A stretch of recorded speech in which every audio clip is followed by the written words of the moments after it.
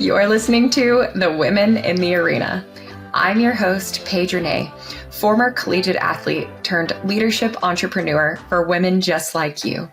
Each week, I'm bringing you a new person or message to help you expand and elevate into the woman you know you're meant to be. Now, let's step into the arena.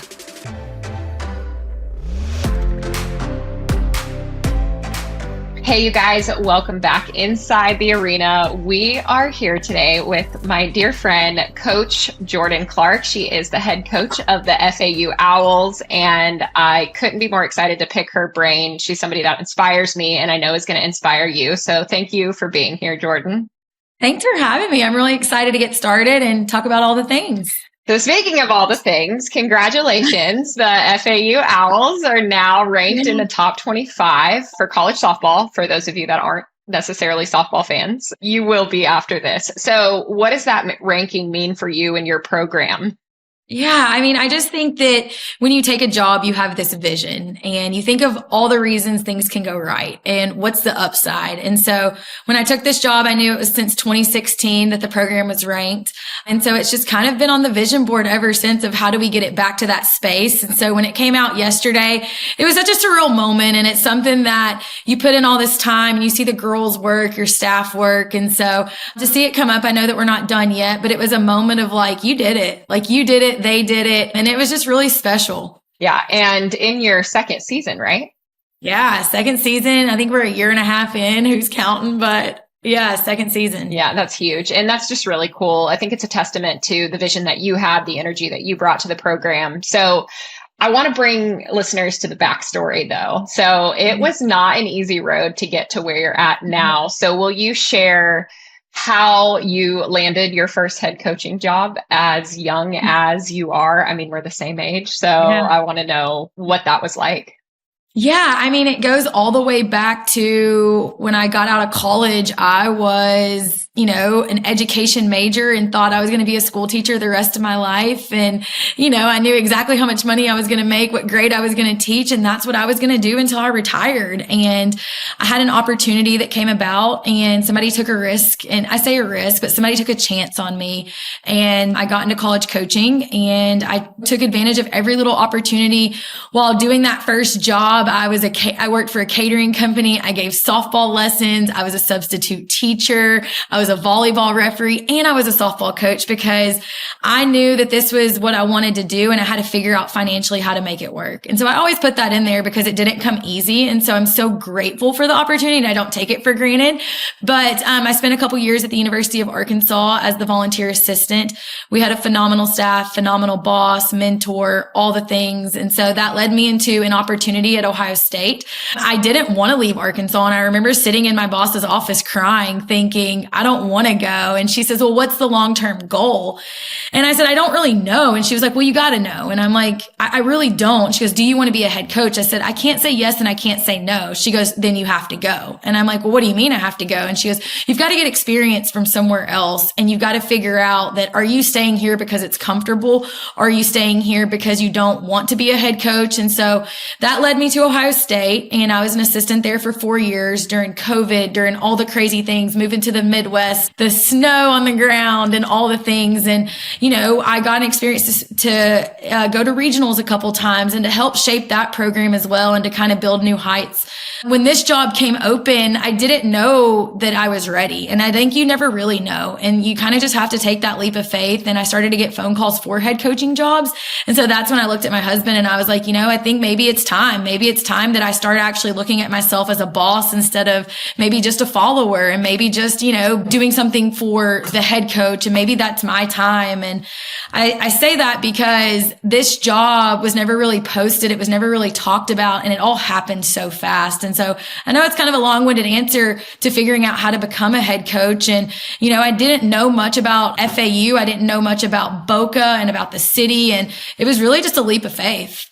It sounds like a huge leap of faith. And even knowing the backstory and how crazy it was for you to get that experience, say, hey, I think I can do this, and then do it is just huge. So, I mean, you talked about a lot of little maybes along the way. You talked about, okay, well, it's not a no, but it's also not a hell yes yet. So can you speak to how that process unfolded? I think it's so important to kind of look at where you're at now to be able to take steps in the direction you want to go without there being that certainty that everybody wants to see.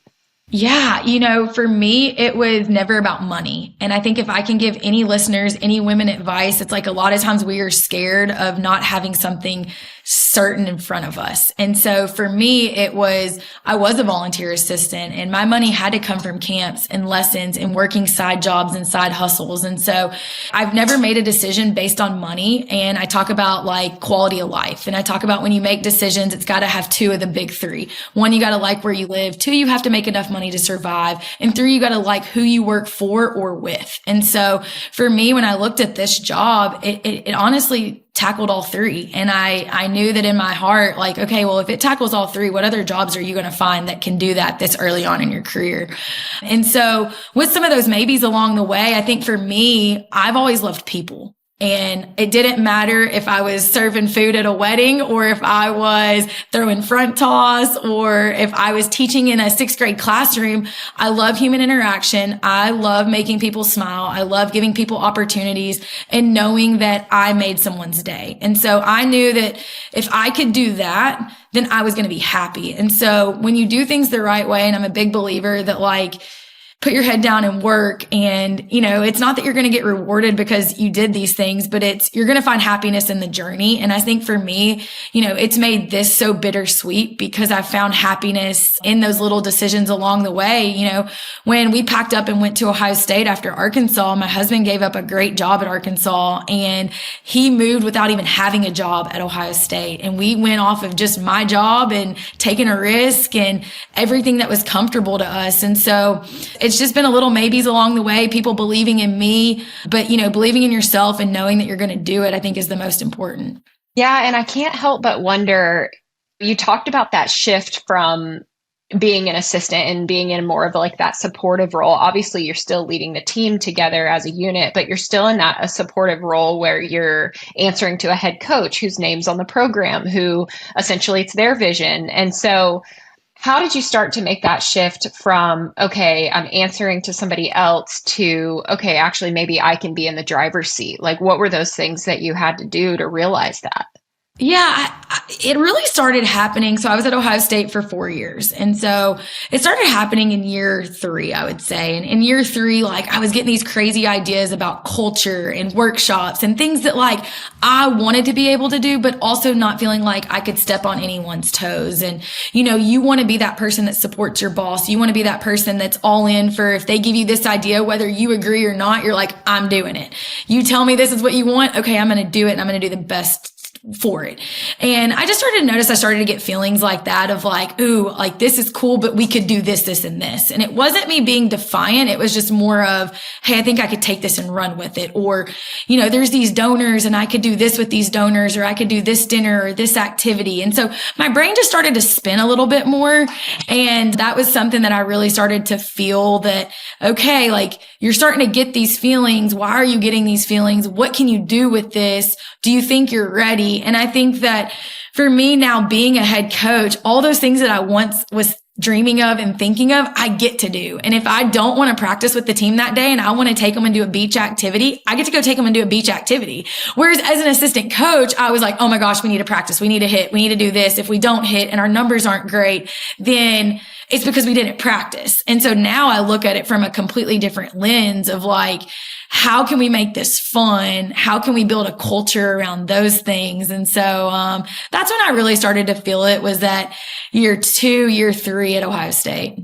When you talk about success, you always see a big support system. You see people that have been in your corner. You see people that you've been able to ask for help or ask for advice. How has that come to fruition for you and where you're at now? Like, have you had to lean more into people than you originally thought? Because I mean, I know you, you're very independent. You're very like, okay, I'm going to do things and I trust my judgment. But Talk to us about how you built that support system and how you've had to lean on other people. It's such a good question. And I love my people and I love my people big. And, I make sure that every place I go that, I have a really good circle around me. And just because you leave a place or you leave a job or a career, like you don't just leave that circle in the dust because you no longer need them. And I think so many people do that of like, you're of no value to me anymore. So I'm going to keep moving on. And instead, I feel like I've kept my circle like tight. The older you get, it's not about how many people you have. It's about how good you have. And so, I think about taking this job and I think people will get a kick out of this, but when you take a job, you're not supposed to tell a lot of people. It's supposed to be this secret. And like the more people you tell, the worse it gets because it can get out, especially in the coaching world. And so I confided in like 3 people. And 2 of those 3 people told me, do not take this job. And I say that because when you are taking a job or you're taking a leap of faith in a career, you want your people's advice. But sometimes you know yourself better than your people know yourself. And so for me, it was, I listened, but I struggled because deep down I knew that I was asking, but I already knew my answer. And so that was a really big part of this. And so when things didn't go great in the beginning of taking this job, not many people know it hasn't always been sunshines and rainbows, but there was a little bit of that, well, told you so. And, I struggled with that piece a little bit, but it goes back to your question of you have your people for a reason. You get to vent, you get to lean on them. But at the end of the day, you got to know that whether you listen to them or not, they're still going to be your people. And it's okay that you don't always go with their advice, but you have to also understand that you're asking for a reason, but when you don't take it, you got to be careful of what comes after that. No, I think that's huge. I love that you touched on not only getting other people's opinions that you respect and believe in and value, but knowing who you are as a coach at the end of the day and what your vision is and how that is the foundation for how you make decisions. I think that's so important. I just want to reiterate that. I mean, I've been in those situations where it's like, you're crazy or this idea is never going to work and it's so hard because when you feel shaky or you haven't been there before, those voices are a little bit louder. And so when you really lean into like who you are, I think that's a really important piece. So that brings me back to just you as a coach. You've been in a lot of those support roles. How did you start to develop your own coaching style independent of who you worked for or who you worked around? So for all the non-softball people that are going to watch this or listen to this, it's, when we started to talk about our culture and who I wanted to be as a head coach and as a boss, it was, how do you make people feel when they come watch you play? What are they getting while sitting in those stands watching you or coming to practice, or you in the locker room at the end of the day? Like, what do you think about yourself? How was your day? Do you leave in a positive light or a negative light? And I think that's really important for the culture that I wanted, is that softball's not forever, right? Like you get to live it for 4 years in the college world. But we are trying to make you a strong, confident woman when you leave here, to be the best business partner, to be the best boss, to be the best wife, to be the best mother, or whatever you want to do. And so the culture that I wanted to create was that you get to stand on your own 2 feet and make really tough decisions. And we're going to celebrate that through passion, energy, and just really trying every day, not just to make it about softball. I obviously love that. Fully drinking the Kool-Aid. Love everything that you're sharing. You guys, when I first started my entrepreneurial journey, I had very few examples of women in leadership positions. And sometimes when I shared what I was building with my friends or with my coworkers at the time, they just didn't really get it. Even when I wanted to create some new goals and talk about those ambitions, I didn't feel like I had a community of women to share that with, which is why I found an online community of other multi-passionate, like-minded women. If you can relate, join us in our Rise Facebook community, where you get free weekly coaching, a network of amazing women who are also in the arena, and you're the first to know about the latest offers. Women leaders rise together. See you inside our Rise Facebook community. You can find the link in the show notes. What's been something that you found has been really effective for building the culture of your team? Or I'll say it this way, what's been something you've found? So for anybody else who is in a team position, a leadership position in their organization, what's been something you've found that's really created a sense of unity for your group off the softball field? Yeah, for off the field, the one thing that we've really tried to do is to get you to know you as a person and not just as what you do. I think that so often in your career, if you're in the business world or if you're in a sport, it's this is what I do. This is who I am. My job is my everything. And so a big part is like we do activities. So we start practice with something fun. We end practice with something challenging. And so we might do something so silly at the beginning of the practice and the girls are looking at me going like, why are we doing this? And then at the end of practice, we do something that's really hard that you leave and you're a winner or you're a loser. Because in life, at the end of the day, if we all think about it, we are all trying to get to something, right? We are trying to be the best at something or make the most money and try to be happy. And so I want them to get a feel of that it doesn't always go our way. And so building that culture, we've had a couple transfers. Those that don't know what transfers are, you started at a different school, you come to a new school to finish your career. And the part that's been really reassuring to me is that, you know, they're like, I never thought that doing a 3-legged race before practice would make us grow closer. Or I never thought that, you know, playing, you know, golf with bats and softballs before practice would help us. Or we do states and capitals. So I challenge the girls, we line up in lines and we do states and capitals, who can get them first. And so it's stuff that relates nothing to softball. But I say that because these are 18 to 22-year-olds. They want to have fun. And so, you know, some days we go to the beach and some days it's really hard. And some days we sit in a circle and we just hang out and we play spike ball and, you know, watch the sunrise. And so you just try to do different things that make you think outside of the box. You know, we celebrate birthdays, we celebrate all the little things. And so it's just making it bigger than the sport or what the job at hand is. Do you have a story about a challenge that you faced in a leadership position that you didn't necessarily anticipate before being in that position?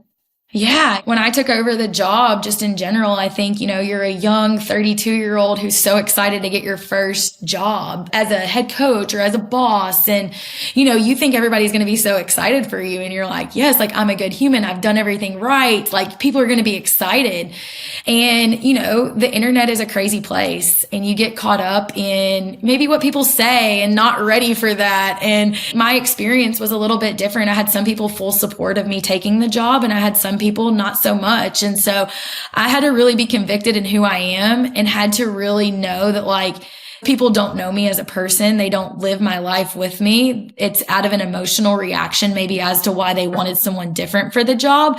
And so that was really hard. And so that's kind of started this journey of, you know, figuring out who I wanted to be very quickly and not trying to do it to make everyone else happy. So that was a really challenging place, is to read about rumors and stories and all the things on the internet. And it's like, dang, like this got nasty just because maybe somebody didn't get what they wanted. And so that was my first experience, like the day of getting the job. And I think it's fun. And the thing that I'm the most proud of is I look at the girls, I look at the school, and I look at, you know, I'll never forget about 2 weeks after I had the job and I started to have lunch with the girls and breakfast and all the things and meeting them. And they're like, why would people say that about you? You're so opposite of everything I've read. And so I say that because it's reassuring that you need your people and you're not going to make everyone happy. And so, but that was challenging. That was so challenging because you're so excited and you're like, dang, like, why can't everybody just be as excited as I am? Yeah, I can't even imagine. I mean, that would be totally hard to come into a situation like that.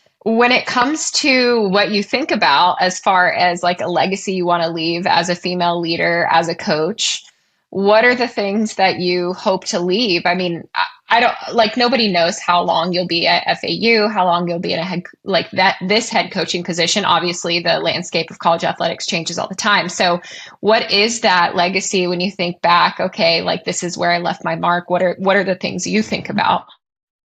Yeah, gosh. Oh, it gives me chills kind of thinking about that question, just because when you think of a legacy, like immediately it flashes back to all the people that have inspired you along the way. And that when you think of that word, like who are the people that pop in your head and why do they pop in your head? And so, you know, for me, I would be silly to say I want to win. I want to win and I want to be the winningest coach that I can be. And I want to do some cool things on the field. But I also want to be that person that in 20, 30 years from now that my players are telling their grandkids about, their spouses about, and in a positive light. Like I want to get invited to weddings and baby showers hours. And, those are things that are important to me. And I want when the big life decision happens that I get a text message and, your legacy is how you make people feel.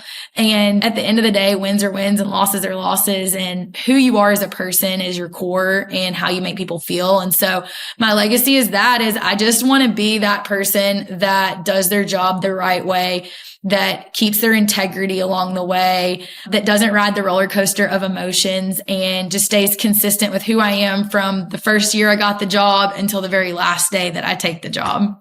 Yeah, that sounds awesome. Okay, I want to talk a little bit about just like the life balance piece, because if you haven't worked in college athletics, you're married to your sport. And how has that been an adjustment for you? I mean, I know you've been in it for a while, not just being a head coach, but like, what's it been like as you've tried to navigate also a personal life, like with your husband and you guys have a dog and, like all the things, like how have you been able to take care of that part of your life as well?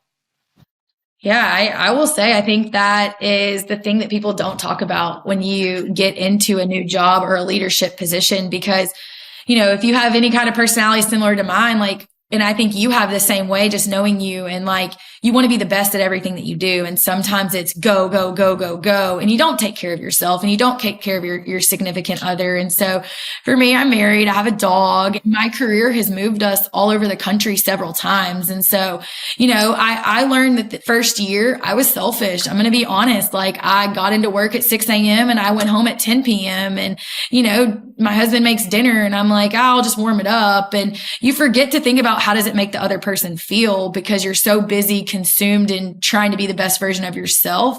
But the best version of yourself along the way isn't just about you. It's about the other person as well.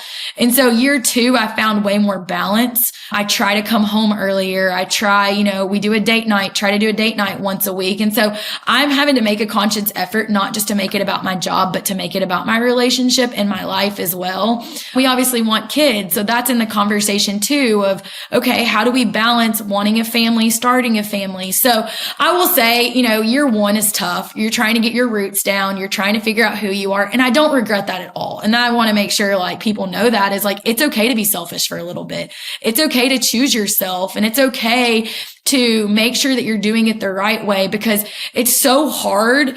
If year 1, if you're trying to make everybody happy, you're not going to do some things right. And I think that year 1, you've got to get a foundation down. You've got to figure out how do you want to get your business or your career going. And then year 2, you get to scale back a little bit. But I think it's so hard to create those boundaries from the beginning in a way. And I know that's not always the easiest thing to hear or say, but I will say year 2, I have had so much more balance. I am so much nicer in my relationship, in my life. And I just think that I'm finding more balance now than I did year 1, but it is so tough. It is so, so tough, but it's manageable. You can do it. You got to have a plan and you got to be able to communicate. And I think that's the one thing I can advise any listener is you have to learn your communication style, your significant other's communication style, and be able to talk about when things aren't great and when you are spending too much time in your job or things like that. And that's something that I've had to work on this year for sure. I think that's always challenging. I mean, I obviously am sitting here thinking, I can relate. I had a conversation earlier today where Peyton sent me a funny text and he's like, I'm neglected. And although he's joking, I think there's truth behind every joke at times. And so I have to remember to like make a conscious effort that like, while, my business and your program is your baby, you also have other people that you have to take care of too. And so I appreciate you sharing that. Okay. I have just 2 more questions. So another question for you is tell us about a time where you've had like a challenging player. There are some really challenging personalities to work with, whether they're in your program or like on staff. So can you share an experience, obviously doesn't have to be here, but past whatever, without naming names, that's been really challenging to navigate and how you handled it? That is real. It is real. And the one advice I can give is to not react off of emotion and to be able to take a deep breath and to learn how to control your facial expressions and things, because there's going to be things said, there's going to be things done. And I think the older I've gotten, the more mature I've gotten with it. I think young me was very emotional, very reactional. Not that I'm old now, but I do think I have years of experience now with handling difficult people. I think that you have to, number one, where's the root of it coming, right? We always say their perception is their own reality, and I can't change their reality. Instead, I can try to help them understand my reality and why I feel or I'm doing what I do, and how can we get to a middle ground. But, I think of this profession and I think of, maybe it's a player that's not playing, thinks they should be playing, and they've played their whole career. And now all of a sudden, maybe a new coach comes in and you're not playing. And so, it's taking it from, it's not personal, it's business. And so, being able to have statistics and numbers and video and experiences. And, that's what I try to really, every difficult decision I make is to have something I can fall back on so they know it's not emotional. Because sometimes you feel like, well, they don't like me, or they're not giving me a chance. They like this person more. And it's, hey, let's lay down the facts, put out the emotion aside, whether I like you or not. There's no name on this paper. There's no name on this paper. Tell me which player you would pick. And, I've had to do that several times, because I do think with 18 to 22-year-olds, 23-year-olds, that it's very emotional. It's very reactional. And we are in a business to where we need and want to win. And it's, you have to hold up your end of the deal. I always tell them, I'm like, you're not going to pay somebody in a Fortune 500 company $300,000 if they're not selling anything. You're not, right? Like, you can't continue to do that. So it's like, at some point you have to look yourself in the mirror and say, are you getting the job done or are you not? But, I've had parents come after me. I've had players who, just don't understand, or, I've had players who have lashed out in the moment. They're upset and maybe say something in front of the whole team, and the whole team's looking at you of, how is she about to handle this? And in that moment, do you choose to put the player in place, or do you choose to let them get it out and then have a follow-up conversation? I have kind of learned that what you promote, you allow, or what you allow, you promote. And, if you allow the players to talk a certain way, act a certain way, you're promoting it within your program. And so you have to be okay with what are you promoting, because you can't decide 2 weeks later that you're not going to allow that. And so trying to be consistent with some of those tough ones. But, I think for us, it's playing time, it's parents, it's all the decision making. That's been a little bit of the hard part. And I know it's long-winded, but knowing that like every decision you make, you're going to be judged on it. You are, whether it's the hotel that you pick or the restaurant that you pick or what time you decide to leave to go to the airport. Like, there is always going to be an opinion, and you have to know that in your heart, you're doing everything for the right reason, and not everyone's going to always understand. And as long as you're okay and you're doing it right, then life goes on. I think you bring up a great point. Like, you have to, when you're in a position, you're looking at a team as a whole. And I don't just mean a sports team, but a team as a whole. You have decisions that you have to make for the best of the whole. And that might not be the best of the individual who is vegan and you're eating at Jimmy John's. Like, it's just, like that's seriously an example. Of those of you that are listening, I mean, I used to be a director of operations. I know what that's like when it comes to the food, but that's the decisions that you're talking about. It's like, okay, well, what meal is going to be efficient, quick, and give you enough energy and cost effectively to be able to perform in your sport. And so there's just so many other considerations. And I had a conversation with a mentor one time who told me that with every decision she makes, she thinks of 3 different perspectives. She thinks of, the stakeholders, she thinks of her boss, and then she thinks of the people on the team that she runs. And so, that's just a good reminder that it's not just about you, and it's about the betterment of the whole. And I think that's a hard perspective to lean into, a hard practice to handle when you do want to make everybody happy. And ultimately you do want to be liked. I mean, we're humans, it's human nature. So thanks for sharing that with us.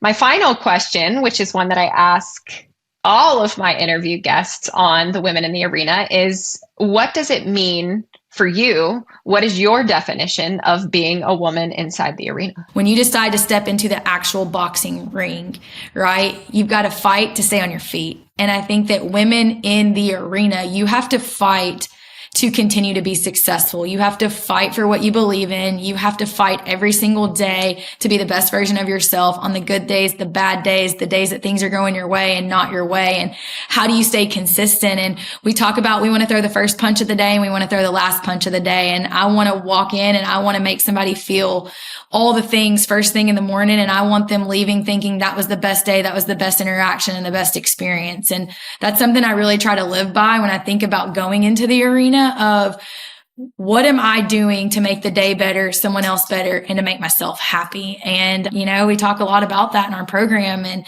it's something that I love when I watch your podcast and seeing all these strong, powerful women that are in different arenas of life. And we think of that, it's you bring on people from all different walks of life and they all have these stories and how they are these successful when you get to that point. And I think that's been the fun part, is to see how we all relate in different ways. And I think that the one thing that really comes to my mind is being strong, being confident, and being convicted with who you are and what you're doing and not getting lost along the way.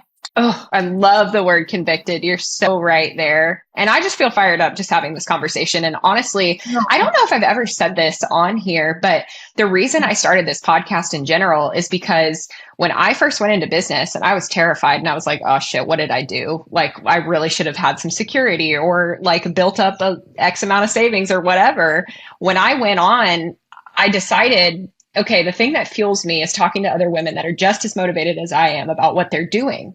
And so I started having these Zoom conversations where I would just ask women to speak to me. And then I was like, what would be a really great idea is just to record it for other people to hear, because other people are going to be fired up by that. And so this is just another example of one of those. And I can't thank you enough for being here. Can you share what's coming up for the Owls, what the hope is for the rest of the season, and where people can watch you? Yeah, I love it. So Florida Atlantic, we are the Owls, and we are in the American Conference, which we play usually every Friday, Saturday, Sunday. And so this weekend, because it's Easter, we're going to play Thursday, Friday, Saturday. We have East Carolina, who's a great opponent. And so we're in the middle of our conference season. We're currently in first place, which is the first time in a long time, ranked 25th in the country. We have some studs on our team, and it's just really fun just to see them finally like breaking stride and playing the best version of softball that they can play. But ESPN Plus, if you're a subscriber, you can watch on there. If you're not, we love social media. We're a little obnoxious and we're all over it, and we are proud to be all over it and promoting our team and our program and our players.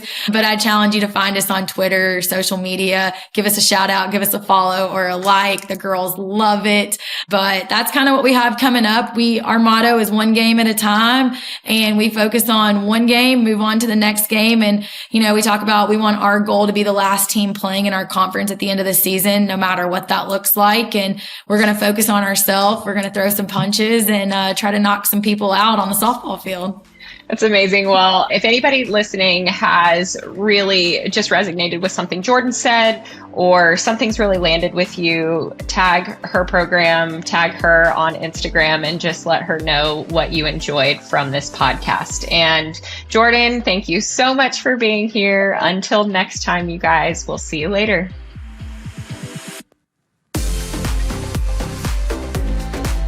I hope today's episode inspired you on your journey in the arena.